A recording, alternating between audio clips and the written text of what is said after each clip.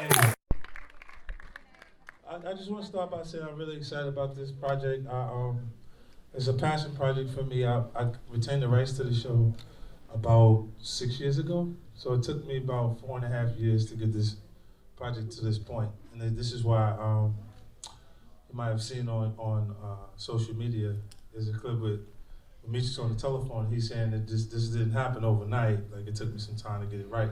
But because of that, I was able to sort through the young talent that was out there after I got the first draft of what the project was.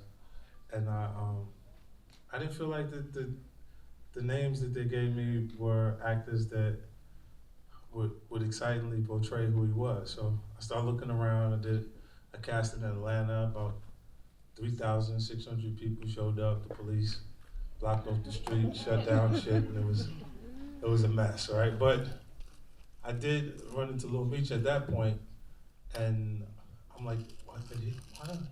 He looking just like his daddy. He had his hair that braided like him and everything like him, and I was like, why don't he just play his dad? And I had the idea, so I moved him to Los Angeles and had him working with acting coaches for multiple acting coaches for 18 months.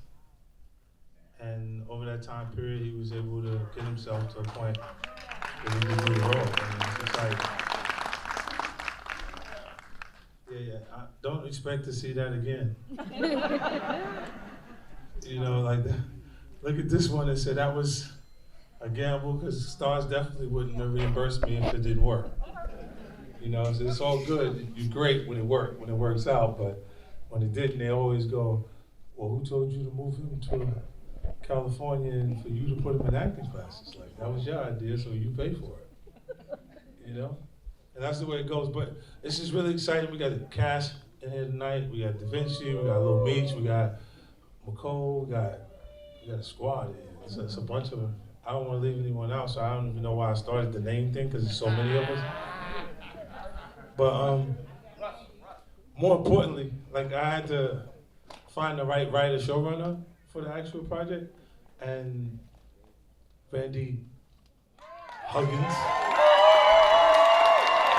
Look, I've been saying Randy Huggins. I've been saying it the wrong way, Randy Huggins. Look, this guy, he was a part of the original Power Writer Room. So he's been participating and creating success with me in the writer's room for some time now. He's been doing, he ain't no new jack to this. This was just like an extension of the successful projects that he's been working on to this point. And I'm really excited about it. And when people see this stuff, they go, 50, you see 50? And they give me all the credit. And I'd be like, this Randy, you're great. As long as you're ready, you're great. Because he be doing it, he put it all together, man. Check him out.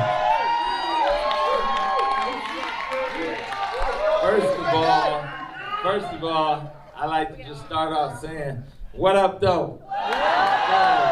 Absolutely, I'm from this soil. I'm from 8 Mile. 8 Mile Mendoza. So, I like to also start out, I had this whole speech I was gonna say, but I'm gonna really keep it simple. And I just wanna say that this is like the biggest day of my life. And unfortunately, my mom can't be here right now, but she is in here. So I wanna know, if you went to St. Martin de Porres, stand up. If you went to Grambling State University, stand up. If you from 8 Mile, stand up. If you played on the East Side Coast, stand up. If you from Southwest Detroit, stand up. If you from Detroit, stand up. We in here. I did this project for us. This story is about Meech and Terry, but it's also about Detroit. And I really do hope that y'all feel the love, because if y'all do, I don't give a fuck what the world say. Y'all right.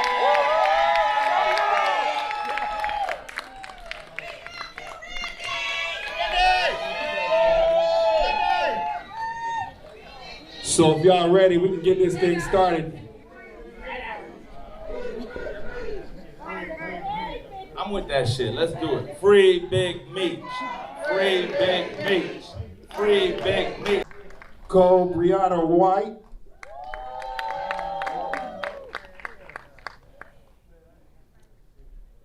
Da Vinci.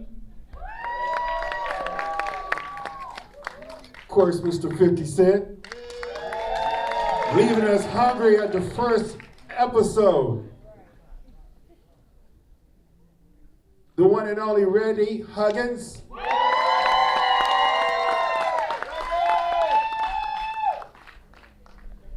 Demetrius, Lil Meech.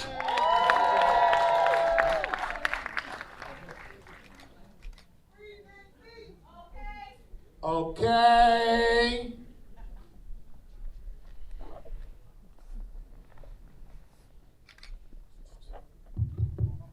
Testing. Once again, everybody give it up for the first episode of BMF.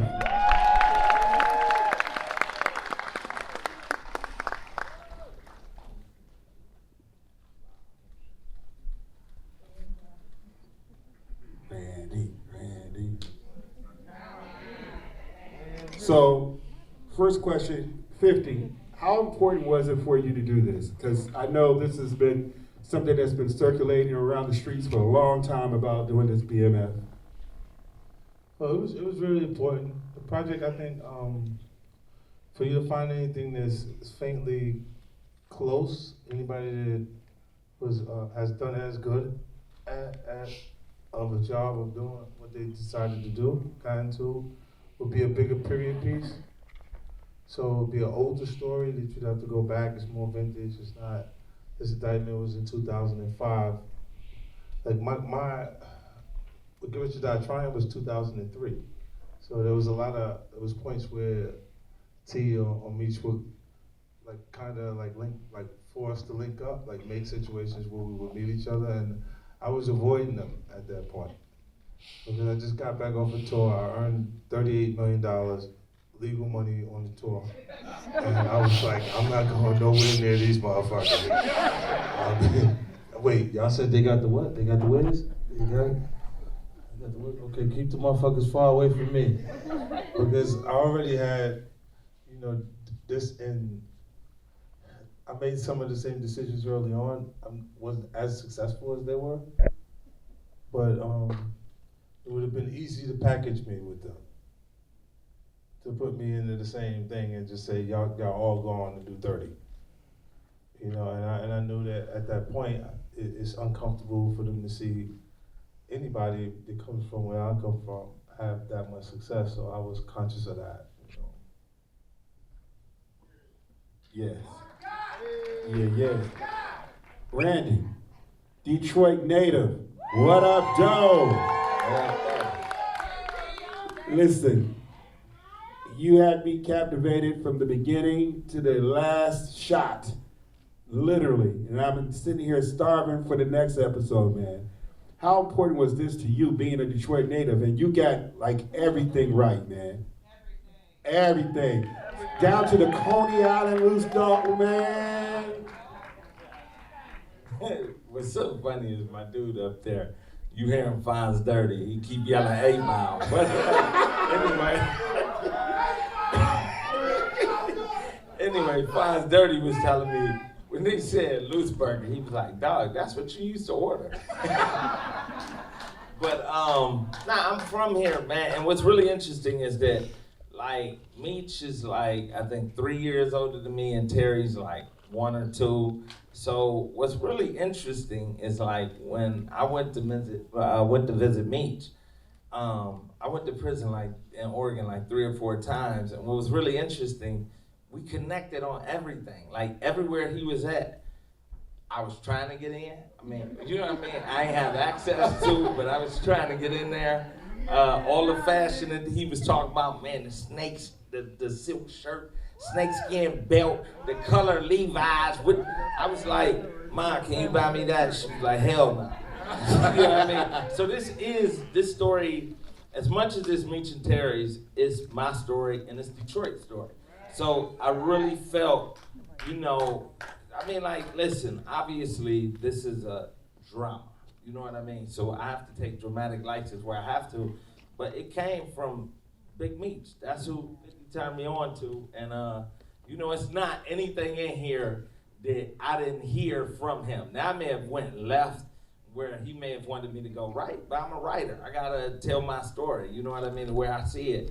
But, man, all credit due to Big Meech and all credit due to the city of Detroit. Dude, did you see in the opening credits, I had the fucking swimmobile in there. Yes. Swimmobile. Yes. Like, I'm not gonna even lie to you. I used to work on the swimmobile, the playmobile, the bookmobile. You know what I mean? I'm not even joking. My aunts worked for Parks and Recreation. I used to work on that. And we used to go to everybody's neighborhood, and the ill shit was like, before you could get it, anybody from Detroit know this shit. Before you get on the swimmobile, this is how they would test if you was clean. They would run right there, and if dirt came out, they'd be like, you gotta go wash up. The motherfucker would just, they wouldn't want no part of their body. And go get in that mud. I'm talking about with the Jerry curl, when they get in that joint, you see the glob of shit, and you be like, duck, he come to juice. I can't stand you right now. He's so right. You killing me. Demetrius, I'm gonna tell you right now, that money, that acting lessons, paid the fuck off.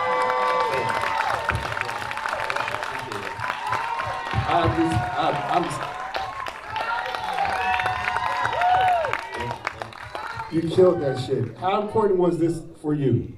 I mean, it was life or death for me, just because this is my real family, you know, still living. So I want to make sure everybody was proud. But it was really important for me, just because, you know, it was a journey that got me here. You know, 50 made sure I had the acting lessons for 2 years, and I took it serious. You know, so it was really like the whole experience for me. You know, the whole acting experience, and then me being on set, and me having everything being so close. Like, I'm learning from Russell, I'm learning from Will Harris, I'm learning from all type of different veterans, as well as learning myself. So everything, you know, just worked out so perfectly. Me and Demetrius clicked, you know, so it was just a smooth process, you know. It was intense acting classes, you know, I had to earn it, and none was given. You know, 50 made sure I earned it. we can tell, bro, you earned it. You earned the fuck out of it. I'm gonna tell you that right now. Sure. Do you have the acting bug now? Oh yeah, for sure. I want to do this for the rest of my life now. Ah, that's what's up. Yeah, he did Euphoria. He's in season 2 of Euphoria. And he also did an independent film following from the show. I mean, like, really, honest to God, like, Meech and Terry jumped into this game to get a slice of the American dream. Like, we talking about somebody who had never done this. You know what I mean? Regardless of what you may think about what they did what they did, but because of what they did, it afforded his son this opportunity. And that's all the American dream is, an opportunity. And he got this opportunity and knocked it out the park. I mean, what more is there about the American dream than that? So if you about the American dream, watch our show and tweet our show. And make sure you tell everybody else to watch our show. That's what up, though. Michole, you got some fans in the audience. I heard them screaming for you when you came on and they announced you. How you doing? I'm doing great. That's my mom and my sister Tanya and Courtney and my cousin Lori and my cousin Lily. Well, damn. How y'all doing? They came out from Chicago. All right. Well, what up, Joe? Let's talk about your character, your role, and there was some good scenes in there. Yeah.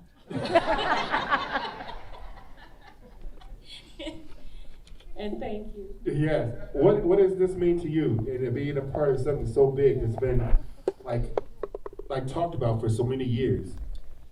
I'm so honored to be a part of this production. I really am. I didn't know a lot about BMF prior to getting this role.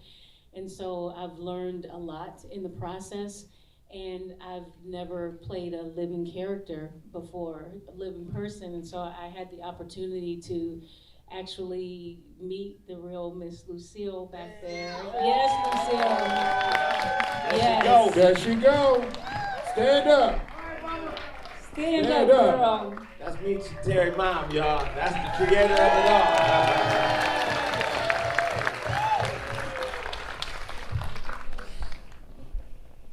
she's extraordinary. She really, really is. And I'm just so honored to have the opportunity to really express her truth, and that these boys came from a good home. They didn't come from a broken family. They came from a broken neighborhood. Yeah, but they were given everything. They were given the love. They came from a 2-parent home, and they were raised by God-fearing parents. And anyway, I'm so honored. Thank you. And speaking of that, Russell Hornsby, this show is about family, and especially being in this pandemic for the last year and a half, and us all struggling to make it and stuff. How important is this to the family culture in showing Black family and how we live together and stand up and stay together? It's everything.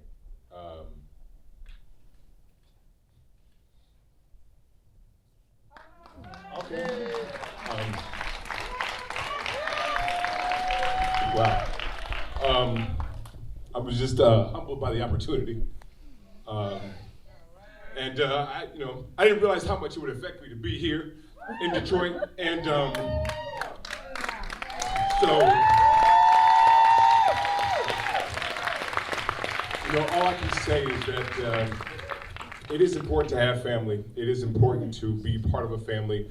And it's just important to be able to have an opportunity to find yourself, and to have an opportunity to find who you are, and then in turn be who you are. Oftentimes historically, we weren't afforded those opportunities. And as Michole said, is that they came from a loving, God-fearing family, and I think that's paramount. It's important to show America, to show our culture, to show our people that family does exist, that there are husbands and wives who are together. There are mothers and fathers who believe in raising their kids and rearing their kids, who believe that it's important to get up and go to work every day, who understand that not everything comes easy, not everything comes fast, but it comes from hard work. But I think it's important for us to see that, to understand it and know that, and that it's important for society in America to understand and know that we are not cliches, we are not stereotypes, but we are living, breathing human beings. And what an honor it was to play Charles, because I feel that he represents, they say, a time when boats were made of wood, but men were made of steel. And so when you speak to that truth, what I've discovered in Charles is that this man, he was made of steel, but he was malleable. And so he had a willingness to listen, to feel with his heart and with his mind, and do the best he can to embrace his family and to love them as best he could. And I just want to say thank you, Miss Lucille, for what you gave to me. And I hope we honored you and your family. Thank you. Thank you, Russell. Da Vinci, you and Demetrius, if y'all didn't know no better, y'all were actually really brothers. Y'all got some real serious chemistry going on, man, in every scene that y'all did.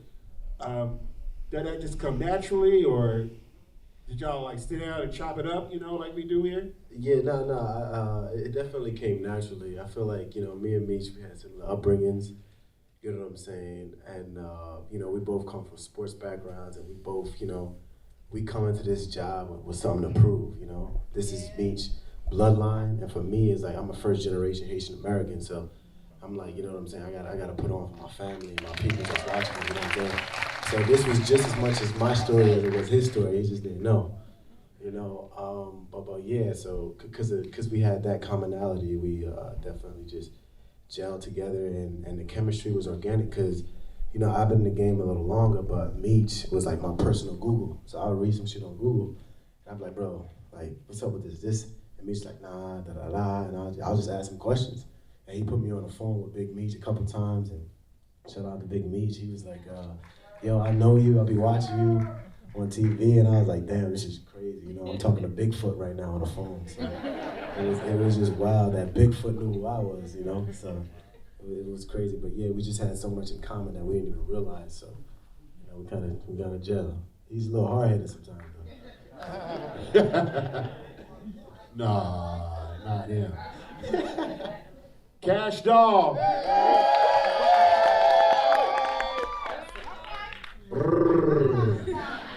First of all, Kash Doll, how important was it to you to be able to be a part of this?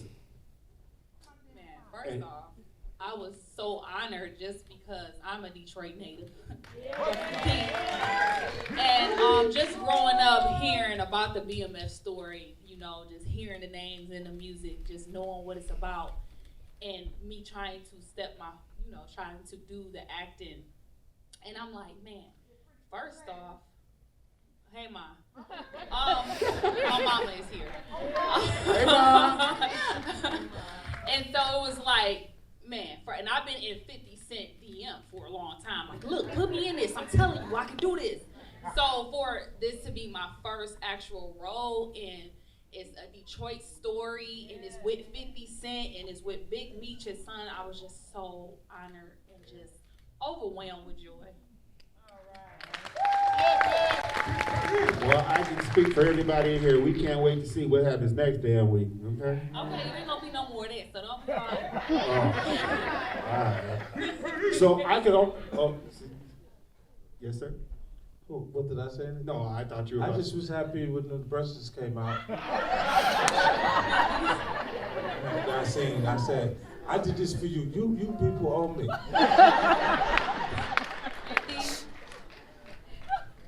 50 Cent. Yeah, all right.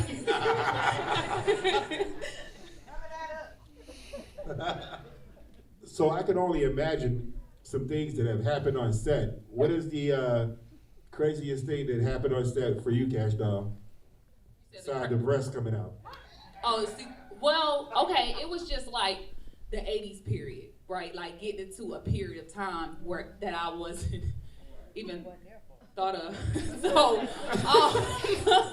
it was just like, you know, I used to come in here, Randy, man, come on my hair. I'm used to being a bad chick. You got me on with these Jerry girls. Can I put some lashes on? Man, I ain't got no makeup. Man, y'all doing me dirty. I don't like, so that was like the hardest part for me. Randy used to be like, Kash, this is what you gotta do, bye.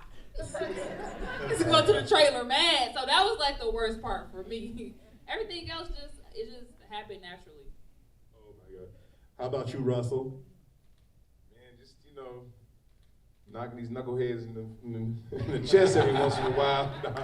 No, I mean, there wasn't any crazy, we just had fun. I mean, honestly, like everybody would just came to the set, you know, just ready to play and have fun. I mean, we all clicked, and, you know, we'd be singing songs and, you know, telling jokes and stories and stuff like that. But no, it was a really good time. It wasn't anything wild, you know, it was just a good time.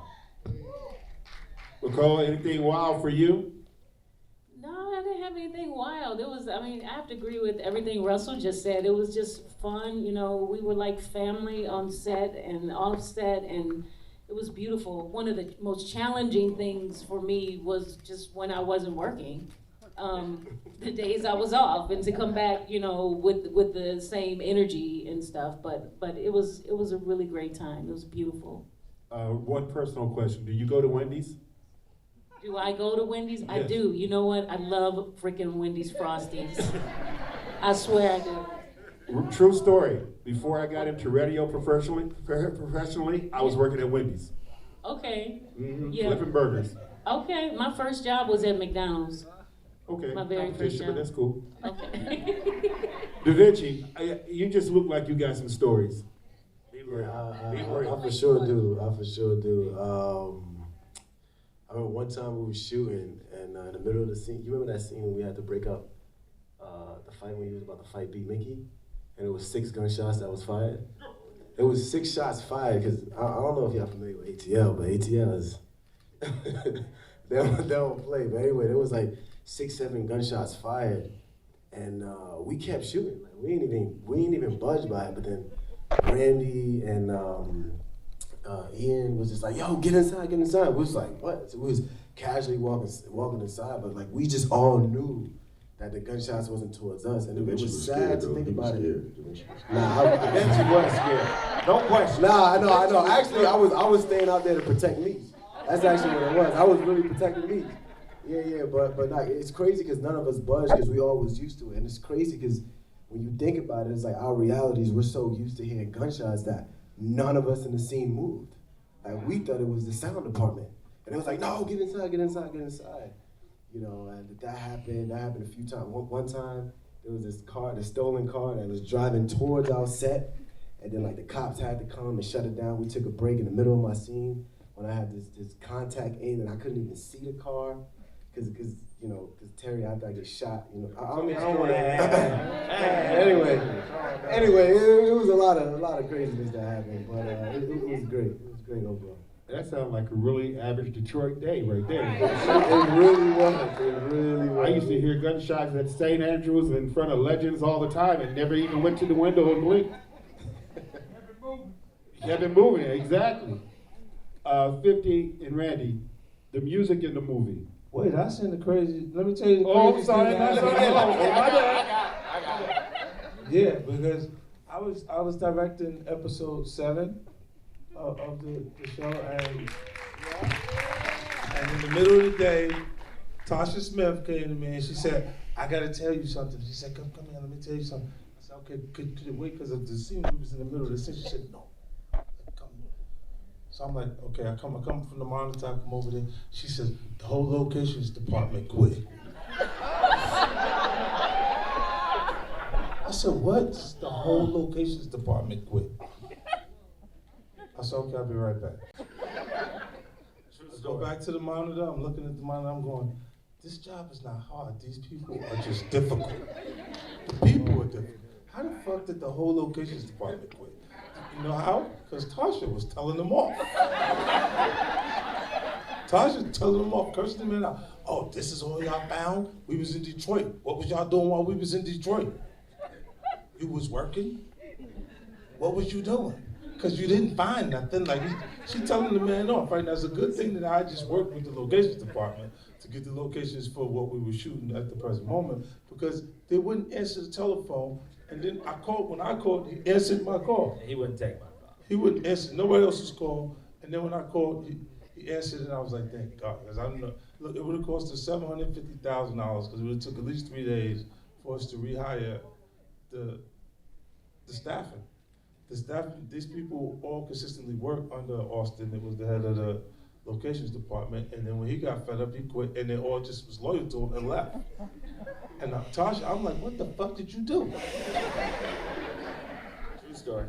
And then, man, that shit was crazy. I said, what the fuck? The whole locations department is gone? She's supposed to be doing the next episode. She go back in her office and then be quiet, because she's loud as a motherfucker. Like, anybody who knows Tasha, they know her presence is felt immediately as you come on the set.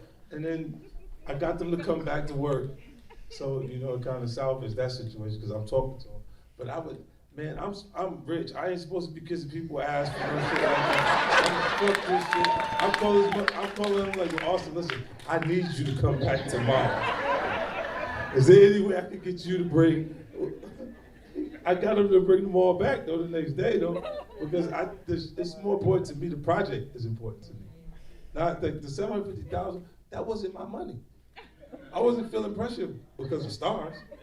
Because I could have been like, hey, y'all could just pay that motherfucking money, right? Because that's something. Y'all want the show to finish, right? But at that point, I was like, oh no, it's a problem on the show, and we just didn't want to make everything just go the best way it could. Where's Tasha right now? I don't know. Somewhere in life, enjoying herself, and I'm happy she's where she's at. I'm happy I'm where I'm at. We are very good together the way we are right now. Hey, yo, I got one. I got actually I know two. you got one. I got actually two. All right, go ahead. All right, so what people don't understand. All right, let me just start with the first before I forget. So the first is we shot. First of all, I got to give a lot of credit to Stars because they greenlit our series at the height of the pandemic.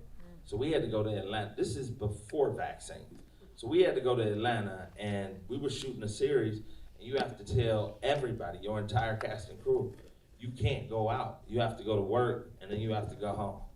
Now try doing that on a show where you got an executive producer who's throwing cast dinners and shit. And I'm like, but try telling her not to go out. Like, it's my birthday, 50. What the fuck kind of shit is this? oh, by the way, we talking about Kash Doll, y'all. No, because what am I supposed to do on my birthday? Keep your ass at home. I don't know. No! We trying to shoot. I'm trying to look. So my responsibility came delivering the best show ever to keeping motherfuckers alive. You know what I mean? And how do I talk to him? And I'm like, hey, dog. Look, I went to the private space. It was a private event for her friends to come and attend, away from the general population. The best party ever. These people putting stuff in Y'all my know nose y'all so much. seen it. Y'all seen it on Instagram. Y'all know y'all seen it. We weren't supposed to go nowhere. They was like, just go back to your room. I'm like, the elevator, when you push the button, you got COVID, bro. What the fuck is these people telling you not to go nowhere? You still got the shit. If you gonna get it, you gonna get it. There's no way they can tell you that you're not gonna get it because you went in the same elevator. Everybody that went upstairs touched the elevator. I'm looking at the button like I'm not gonna push the button there. But nothing. But that wasn't the only one. Then you had other cast members out here, you know, on they hijinks. So I'm saying, the toughest, the craziest shit for me was trying to keep the ball rolling amidst all of this and still deliver a project like this. And my second thing that I want to say is that for those that don't know, we have a role called Pastor Swift. And that role was originally written for 50 Cent. You know what I mean? It was originally written for 50. All the writers were like, yo, we gotta get 50 some shit nobody's seen him in. We gonna make him a pastor. And then he came to me and he was like, I got somebody better. And I'm like, who is better than you as a pastor? Snoop. You know what I mean? So check it. So the first day Snoop showed up on set, and he's like, yo, Snoop's here, you have to go meet him, you're the executive producer. So I walk in the room and like, this is Randy Huggins, Snoop. And the first thing he says to me is, who got the chronic? Huh? And he's like, who got the chronic? And I thought he was bullshit. No, the most challenging thing they'll ask you to do as a producer is to stop Snoop from smoking weed. Because you go in the trailer and I'm like, yo, could you just chill out just for like today a little bit? Just stop. He's like, 50, what the fuck? This shit is legal. Why you gotta fuck up my day? Like I came here specifically to ruin his day. When these people asked me to go in there, you think I wanted to go in there to talk to them? I'm like, I don't want to go over there. This is gonna start East Coast, West Coast shit all over again. Yo, but what was ill though, so Snoop came, and Snoop, we're on lunch break, and our lunch break turned into a backyard boogie. They playing spades, they got Frankie Beverly and Mays playing, he's smoking weed. The whole cast is around just watching and shit. And lunch is over, so I come over there like, man, what the fuck is y'all doing, man? We gotta get back to work. We won that game, by the way. Me and Snoop was on the same team, and we won. But I just want to let you know that. Every time I seen Randy, I was in trouble. As soon as I see him, I'm like, what I do? Like, oh, every game. You know, if y'all had asked me about Snoop, I would have told you that. Snoop's the only person that's ever been in the radio station and smoking. No one else. Not Redman, not Method Man, only Snoop. He's not getting high. See, you have to achieve sober to get high. This nigga's medicating feelings. He's just making himself feel better, putting it into his mouth again. Because you gotta sober up before you can get high again, Snoop. Like this is all day with this. I'm like, God damn. Like when you take a break, like he's on the break, like at the door. Shit, I'm like, what the? I've seen nothing like it before. Never. Like the craziest shit, I'm not gonna lie to you.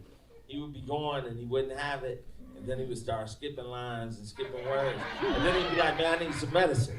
And then he goes smoke, and I'm not bullshitting. Every line. Every line. He knows every word. Like, and I was just like, at a certain point, point, fuck it, let him smoke. Yeah,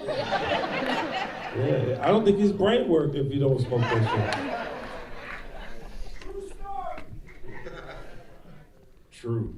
I was in the play with him, the redemption of the dog, and he was high. He knew everybody's lines. He was mouthing everybody's lines the whole time. That's crazy. So who sat down and picked out the music? Because that was Pointe dead on. I mean, I'm gonna take a big portion of credit with that.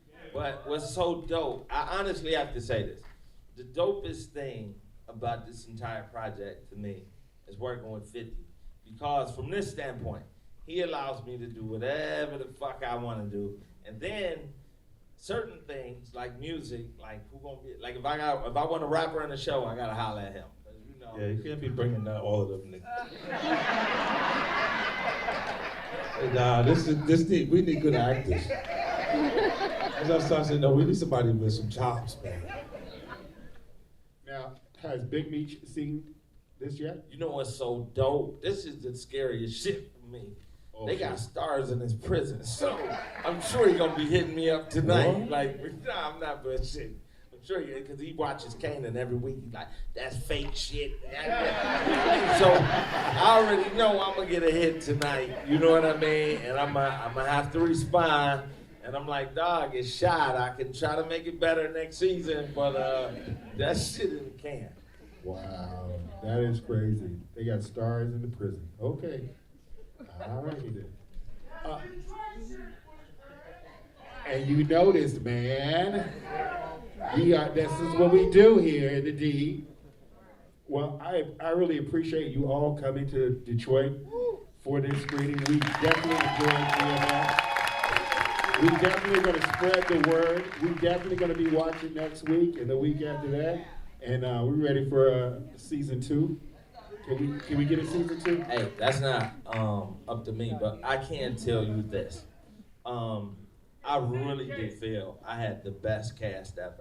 But I also feel like I had the best of everything. I think our hair department, Missy, is out there. I think our makeup department, Queen, is out there.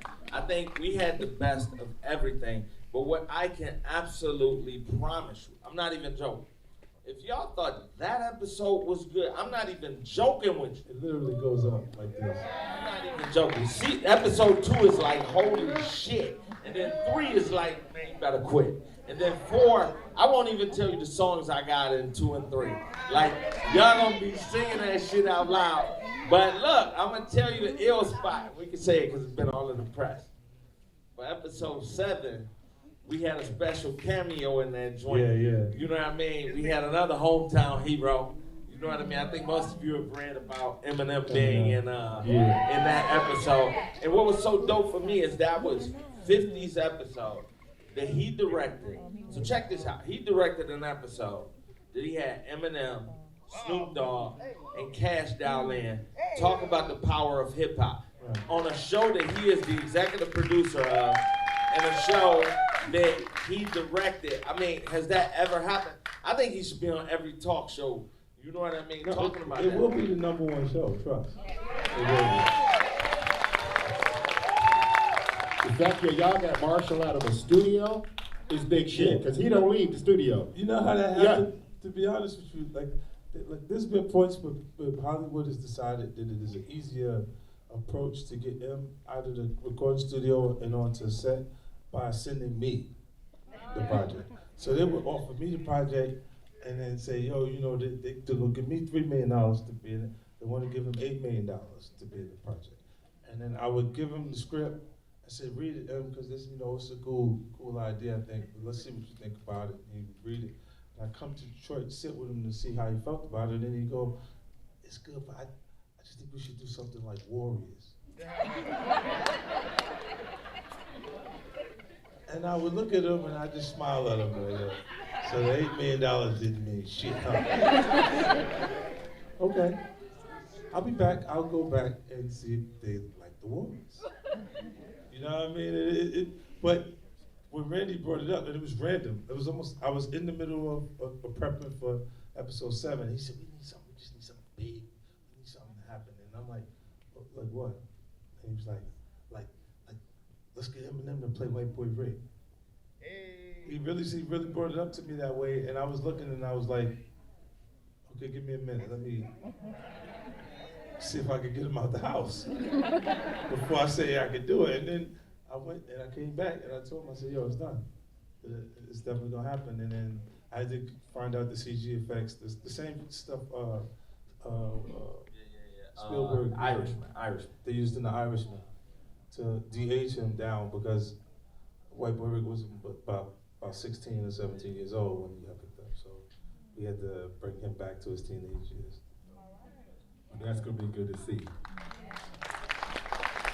We can't wait to see the rest of the episodes.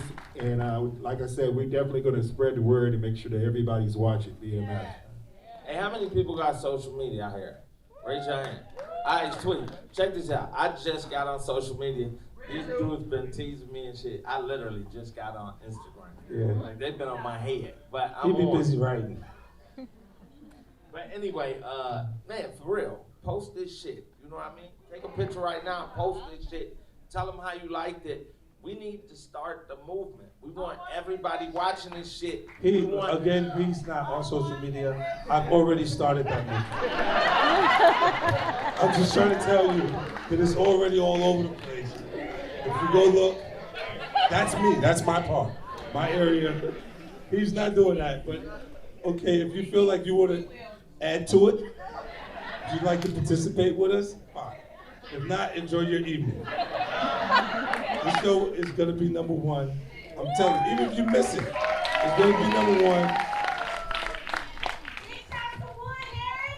It would. Yeah, hell yeah. That was, you know what, Wood was, we went through a process. When we got Wood, we got Steve also.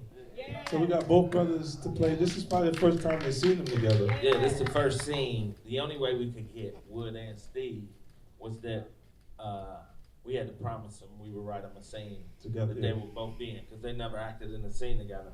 So stay tuned for episode 5, Right. because that scene exists.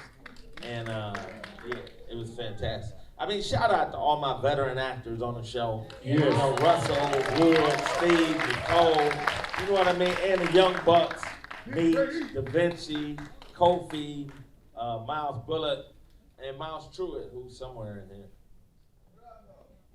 Well done. Oh, he's super funny. I didn't even know light-skinned brothers could have that kind of talent. Look.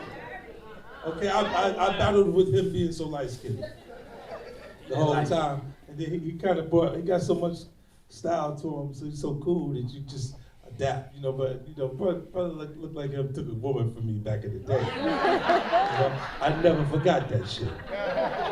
I never forgot that. I keep looking at him and I be like, do I really like this motherfucker? You know what I'm saying? If you wear the Cartier glasses and shit, that pretty shit, you know what I mean? I'm on the darker side, baby. You know about it. You got some chocolate right there. You're right. You know what I'm talking about. I want a comedy. Huh? I want a comedy for you. Oh, it's coming. It's coming. I got a comedy show. Actually on ABC, it's coming. It's called Family Affair, produced by me and Mary J. Blige. I got 21 shows. I ain't never seen nothing like me, man. I'm gonna fuck them up, you know? Yeah. Once again, give it up for the cast of BMF, y'all.